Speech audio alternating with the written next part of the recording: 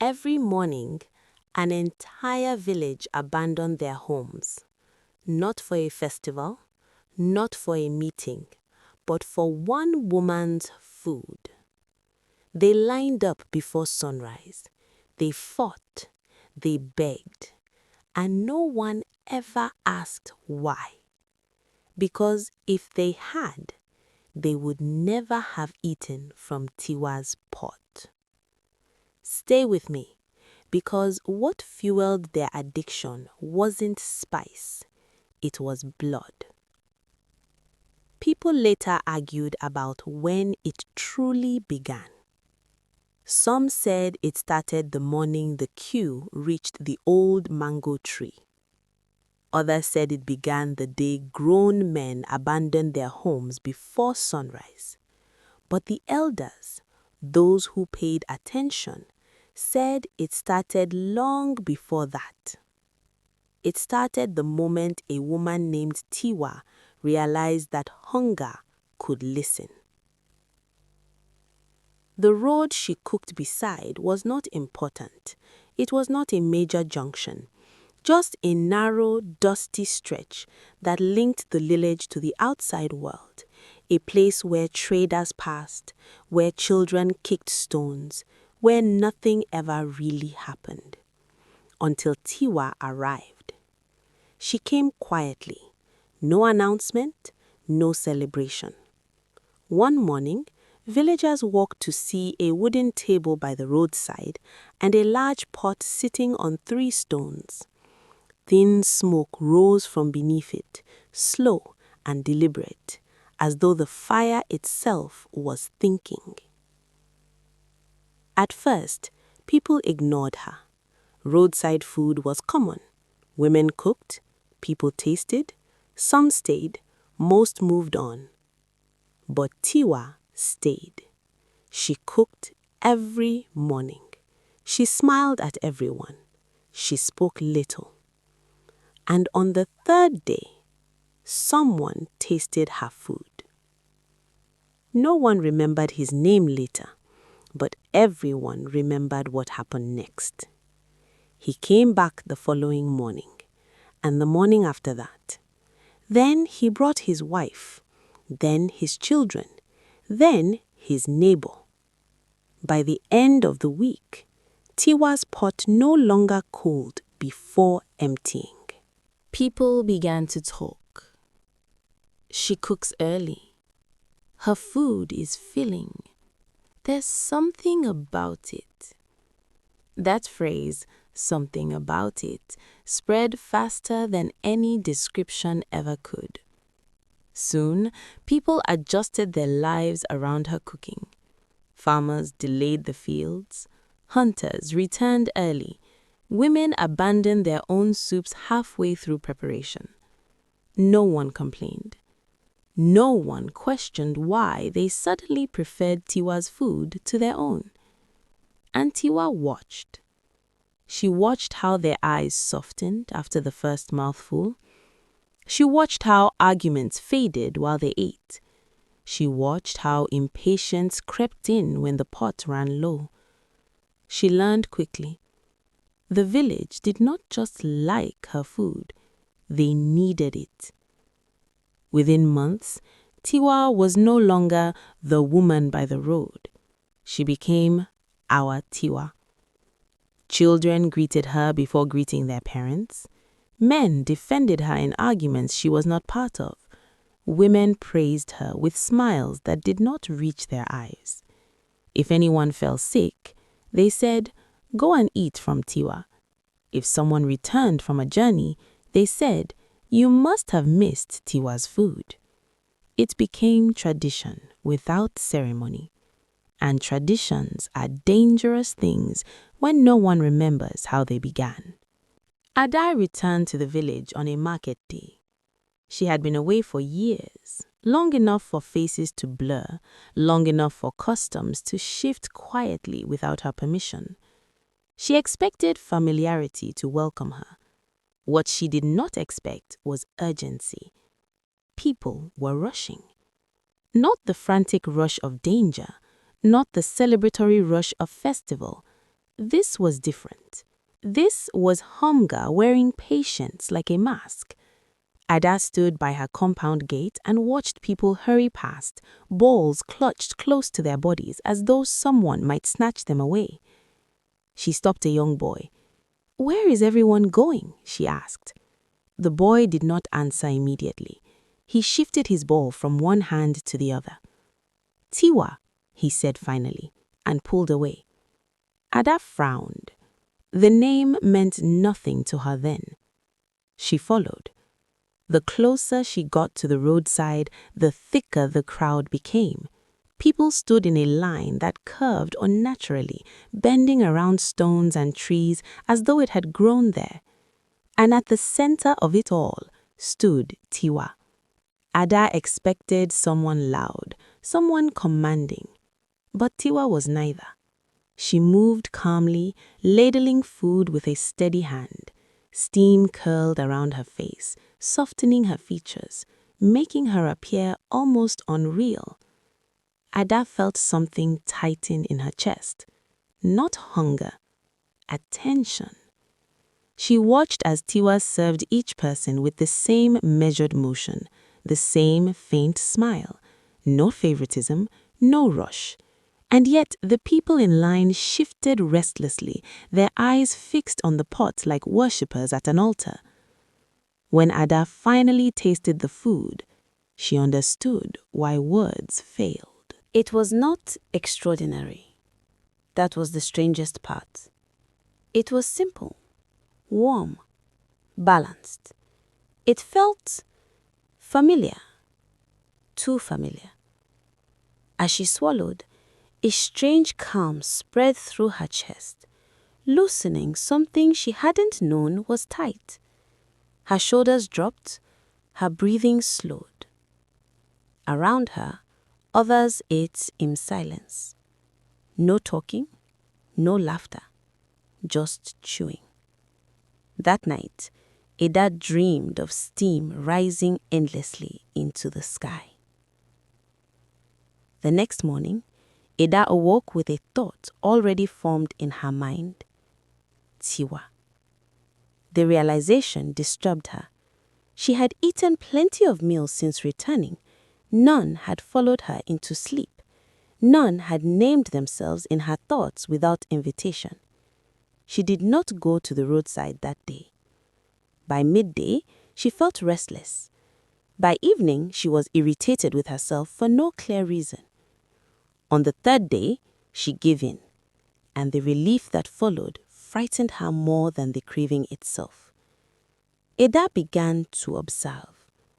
She noticed how people spoke of Tiwa with defensiveness, as though protecting something fragile. She noticed how quickly conversations died when her name was questioned. Once, she asked an elderly woman why Tiwa never missed a day of cooking. The woman stiffened. "Why are you asking that?" she replied. Another time, Ada joked that Tiwa must be using magic. No one laughed. Instead, a man leaned close and said quietly, "Don't say such things." Ada smiled and apologized, but she did not stop watching. She noticed that Tiwa never ate from her own pot. She noticed that Tiwa packed up as usual, her movements unhurried. She tied a cloth over the pot, lifted it with practiced ease, and began the walk away from the roadside. Ada waited. She counted her breaths. Then she followed. At a distance, Tiwa did not turn. She did not look back. She walked as though she knew the road by heart, and perhaps she did. They reached Tiwa's compound just as the sky deepened into indigo. A single lantern flickered near the doorway, casting long shadows that stretched and twisted unnaturally across the ground. Tiwa entered. Ada hesitated. Then she moved closer, careful where she placed her feet, careful to breathe quietly. She crouched near a side window, its wooden slat slightly uneven with age. Inside, Tiwa moved about the room, setting down the pot, washing her hands slowly, deliberately. No humming, no speaking, just purpose. Ada leaned in, and then Tiwa reached for a cloth Ada had not seen before. Ada's breath caught, because suddenly, unmistakably, Ada understood something she wished she didn't. And in that moment, before she fully grasped what Tiwa was about to do, Ada knew the village had never been hungry. They had been claimed. Ada had a feeling that Tiwa would notice her presence, so she quickly but quietly tiptoed out of Tiwa's compound. And immediately she left the compound, she ran as fast as she could back to her house, with several thoughts running through her mind. When she got home, she sat on her bed, thinking of the content of the cloth Tiwa held. But she didn't stay up long enough to crack the code. She fell asleep, as though she was hypnotized to do so. The next morning, by the time Ada realized something was wrong with the village, it was already too late to pretend she hadn't noticed. The change did not happen all at once. It crept in quietly, like smoke that fills a room before anyone smells fire. People still laughed. They still greeted one another. The village still looked alive. But something had shifted behind their eyes. Ada noticed it first in the mornings. Before, people walked to Tiwa's store. Now, they hurried. There was no bell, no announcement. Yet somehow, everyone knew exactly when Tiwa would lift her pot's lid. Children cried if their parents delayed. Men who once sat to chat now stood restless, glancing down the road again and again. Hunger had become urgency. Urgency had become obedience. And Ada could not understand why no one questioned it. One afternoon, Ada decided to test something. She went to the market early and bought ingredients. She cooked carefully, lovingly, the way her mother had taught her before she left the village years ago. When the food was ready, she invited her neighbors. "Come and eat," she said. "I made enough for everyone." They smiled comitely. Then they hesitated. One woman shifted uncomfortably. Another glanced toward the road where Tiwa's stall usually stood. "Later," someone murmured. "Maybe in the evening." No one sat down. Within minutes, they drifted away, drawn by something stronger than politeness, stronger than hunger. Ada stood alone with steaming food and felt a chill crawl up her spine. That night, she dreamt again. She stood before a large pot, its contents hidden. Voices whispered from inside it. Not words, just longing, need, desire. When she woke, her mouth tasted unfamiliar. And for the first time, Ada felt afraid of her own body. The next day, Ada watched Tiwa more closely than ever. Tiwa greeted customers with the same gentle smile.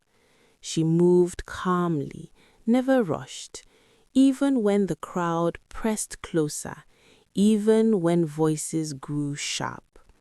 Her eyes were steady, too steady. Ada noticed something else. Tiwa never ate her own food, not once. People joked about it. "She's tired of tasting it," they laughed. But Ada knew better. Those who create enchantments rarely consume them.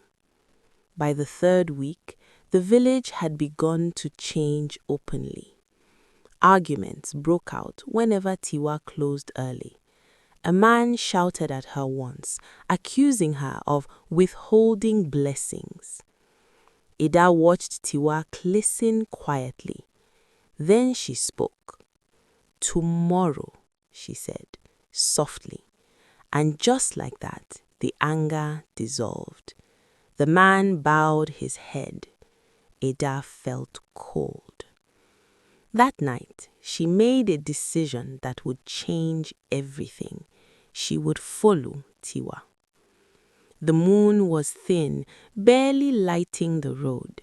Ada wrapped herself in dark cloth and waited until the village slept. When Tiwa closed her stall, she did not go home immediately. She walked away from the main path. Ada followed at a distance, heart pounding so loudly she was sure it would betray her. Tiwa stopped near a secluded cooking space, an old shed once used during festivals, now abandoned. She lit a small lamp. Ada crouched behind a tree, barely breathing. Tiwa moved with intention, not secrecy, as though she was performing something sacred, not something shameful. She prepared her pot again, but this time there was no audience, no noise, only whispers, soft words spoken under her breath, words Ada could not hear clearly but felt deeply. The air thickened. Ada's chest tightened. This was not cooking. This was devotion. This was binding. Ada's knees weakened as understanding settled in. Not graphic, not physical, but spiritual and terrifying all the same. Tiwa was not feeding their bodies. She was feeding something inside them, something that did not belong to them. Ada stumbled backward. A branch snapped. Tiwa froze. For a moment, the world stopped breathing. Then Tiwa turned. Her eyes met Ada's, and Tiwa smiled, not surprised, not angry, as if she had been waiting. Ada's breath caught in her throat. That smile. It wasn't the smile of a woman who had been discovered. It was the smile of a woman who had been seen.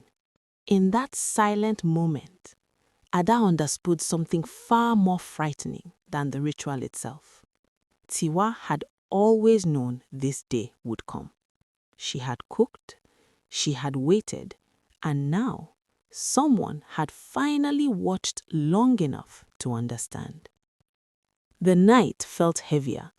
The air tightened around Ada's chest, because once Tiwa smiled at her, there was no turning back. Ada didn't know whether to run. She didn't know whether to scream. All she knew was this: the village was already bound, and now she was next. But what Tiwa would say next, and what Ada would choose to do, would tear the entire community apart. If you want to find out how Tiwa's secret is finally exposed, if you want to see whether Ada escapes or becomes part of the spell, like this video, subscribe to African Folktales by Yeyi, and turn on your notifications so you don't miss the final part. Because in the next episode, the pot will be opened, the village will remember, and not everyone will survive the truth.